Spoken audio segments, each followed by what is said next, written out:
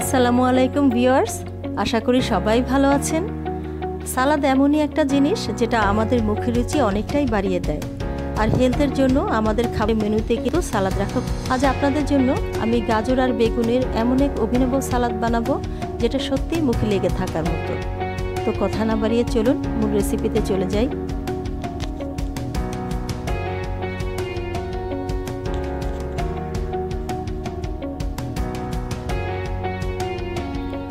সালাদের জন্য আমি এখানে 3টা লম্বা বেগুন আর মাঝারি সাইজের 3টা গাজর নিয়েছি।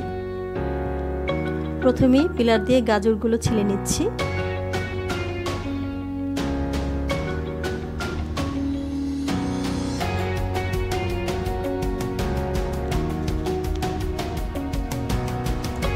এবারে কাটারের এই দিকটা দিয়ে গাজরগুলোকে স্লাইস করে নিচ্ছি। আপনারা চাইলে ছুরি বা বটি দিয়েও পাতলা স্লাইস করে নিতে পারেন।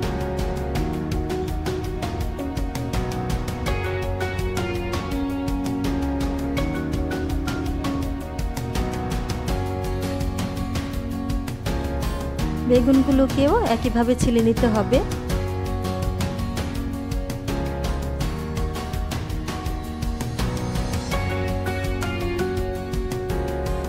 ছেলার পরে বেগুনগুলোকে মোটা মোটা টুকরো করে নিচ্ছি এভাবে।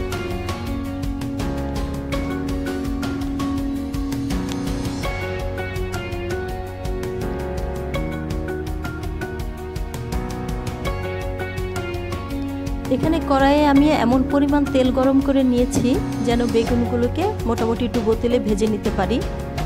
গরম তেলে ছেড়ে দিলাম বেগুনের টুকরোগুলো।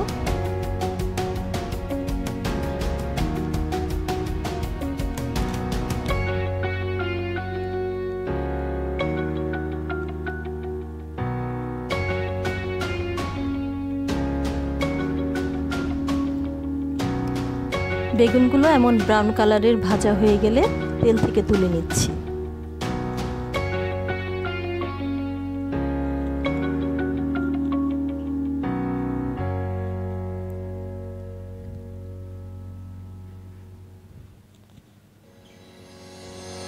ভাজা বেগুনগুলোকে এবারে স্ম্যাশ করে নিতে হবে।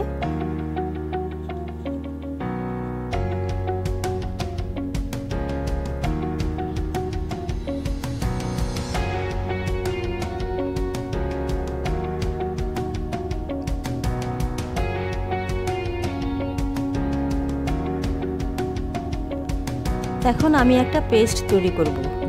এর জন্য একটা কাপে নিচ্ছি 2 টেবিল চামচ সাদা সরিষা বাটা,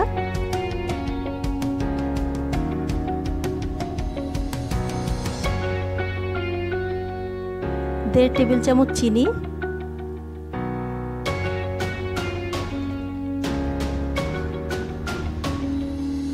ভিনেগার নিচ্ছি 3 টেবিল চামচ,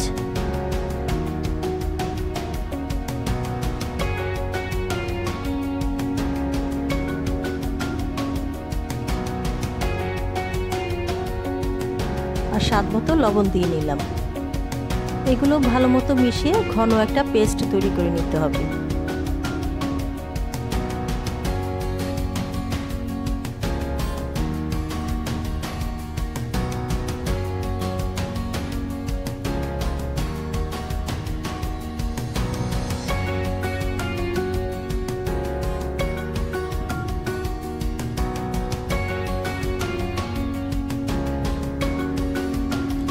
এবারে স্ম্যাশড ভাজা বেগুনে সরিষার পেস্টটা ঢেলে দিচ্ছি। স্লাইস করে রাখা গাজরগুলো দিয়ে দিলাম।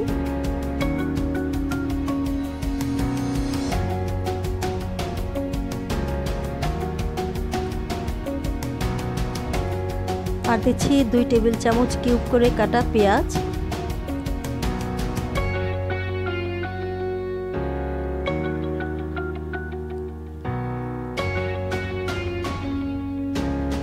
আর কিছু কাঁচামরিচ কুচি। এখানে আর লবণ দিলাম না, কারণ সরিষার পেস্টে আগেই লবণ দিয়ে নিয়েছি।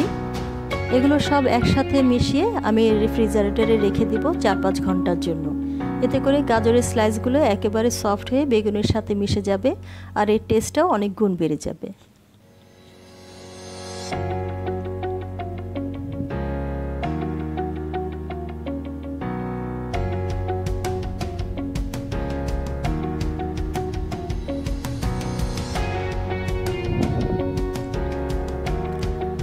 ফ্রিজ থেকে বের করে একটা সার্ভিং ডিশে বেড়ে নিয়েছি আমার এই দারুণ টেস্টি গাজর আর বেগুনের সালাদ।